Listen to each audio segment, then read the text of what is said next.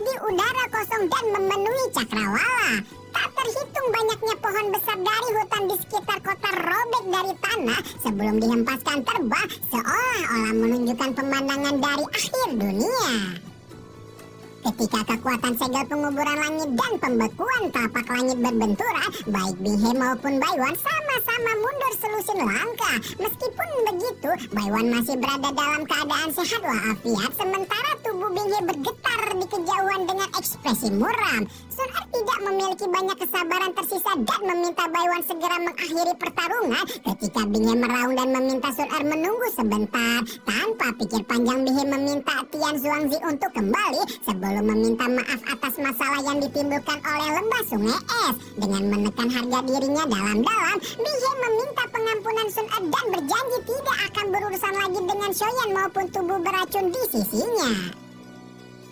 Begitu Tian Xuangzi mundur, Qing Hai juga tidak berani terus terikat dengan Getu dan buru-buru melarikan diri dari pertempuran sambil berteriak marah kepada Binghe. Binghe mengabaikan teriakan marah Qing Hai. Meskipun dia benar-benar ingin mendapatkan tubuh racun, dia akan melepaskannya tanpa ragu-ragu jika prasyarat untuk melakukannya adalah menyinggung klan Gu. Sun Er merenung sejenak sebelum menoleh ke arah Shoyan, seolah meminta Akang untuk mengambil keputusan. Mata Binghe berbinar saat dia menangkupkan kedua tangannya ke arah Shoyan dan berjanji dengan sungguh-sungguh jika dia tidak akan memburu tubuh beracun lagi di masa depan.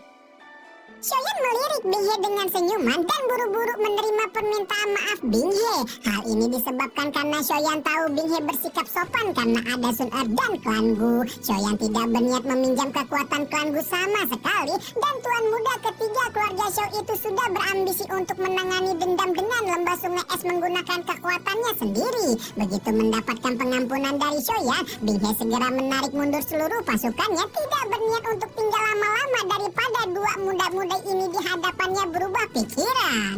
Sementara lembah sungai es telah pergi, Baiwan Getuk muncul di depan Qing Hai yang sudah hampir kabur dan menjengkram kedua pundaknya. Tubuh Qing Hai benar-benar disegel oleh Baiwan Getuk, membuat tetua Aula Jiwa itu meraung marah dan mengancam jika mereka tidak akan selamat dari penghakiman Aula Jiwa jika berani bertindak macam-macam kepadanya.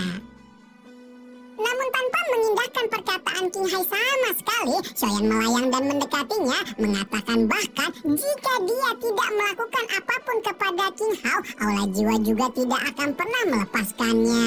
Baru setelah itu Shoyan meminta bantuan Baiwan Getuk menyegel Qing Hai, membuat ekspresi Qing Hai menjadi ganas ketika mengeluarkan tawa dingin dan berusaha menghancurkan tubuhnya sendiri. Baiwan Getuk pun tidak bisa melakukan apapun ketika melihat kabut darah menguat dari tubuh Qing Hai, memahami jika ini adalah teknik penghancuran diri unik yang dimiliki oleh Aula Jiwa. Daging Qing Hai meledak dan energi ledakan yang menakutkan itu menciptakan badai di langit kota Ye. Tian Hu hanya bisa menggeleng melihat Qing Hai menghancurkan tubuhnya, karena jika hanya tubuh fisik saja yang hancur, Aula Jiwa tetap bisa membuatkan tubuh baru bagi tetua Dozun itu kapanpun tubuh spiritualnya kembali ke Aula Jiwa. Namun Sun Er buru-buru tersenyum saat Xiao Yan menghela napas pasrah sebelum mengatakan jika dia tidak akan membiarkan tubuh spiritual Qing Hai melarikan diri. Api berwarna emas bertahan di tangannya saat dengan kejam diluncurkan ke arah kosong, membuat ruang beriak dan membentuk celah spasial seukuran telapak tangan. Tangan Sun Er meringkuk saat garis spasial muncul, melonjakkan kekuatan hisap dari tangannya dan menarik secara paksa seonggok tubuh spiritual ilusi dari sana. Tubuh ilusi Qing Hao meraung marah kepada Sun Er yang hanya dibalas dengan senyuman tipis ketika melingkarkan api emas di tubuh tetua Aula Jiwa itu sebelum menyerahkannya kepada Shoye. Shoyan menerima tubuh spiritual Qing Hai dengan senang hati sebelum menyelimutinya dengan api hati yang jatuh dan menyegelnya dalam botol giok. Shoyan membungkukkan tubuhnya di hadapan dua tetua klan Gu, membuat Baiwan Getuk buru-buru memintanya untuk naik karena mereka hanya melakukan perintah nona muda klan. Ekspresi Sun Er langsung berubah merah saat Baiwan Getuk menceritakan bagaimana dia mengabaikan perselisihan dalam klan dan malah menarik keluar dua tetua secara paksa dari alam Gu setelah mendengar kekasih hati kecilnya dalam masalah. Baiwan Getuk tidak pernah mengharapkan Dewi Muda yang biasanya seperti gunung es untuk mengungkapkan perasaan seperti gadis kecil di depan orang yang bernama Soyan ini. Kalau sampai masalah ini tersebar ke alam Gu, maka dapat dipastikan akan ada banyak penggemar rahasia Sun yang terbang keluar untuk memburu Soyan.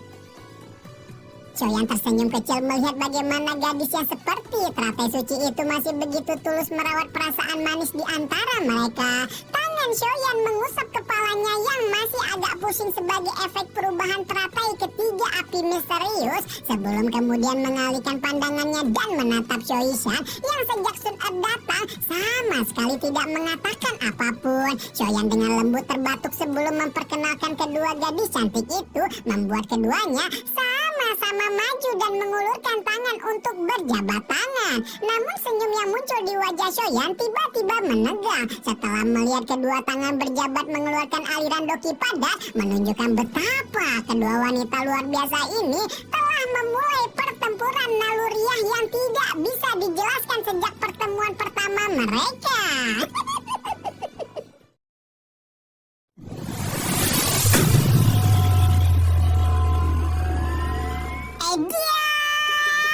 Sumpah edan pisan ya. Ayo baku hantam gak tuh dua ciwi-ciwi memperbutkan Mang Oyen. Apakah Neng Yishan sama Dek Sun benar-benar akan bercekak-cokak karena berebut akal? Apakah yang akan dilakukan Soyan dan Dek Sun setelah sekian tahun tidak bertemu? Aduh, jadi makin pinisirin ya apa jadinya kalau Dek Sun ketemu sama kanjengnya malah udah hamidun duluan. Astagfirullah. Penisirin. Lanjut nggak nih?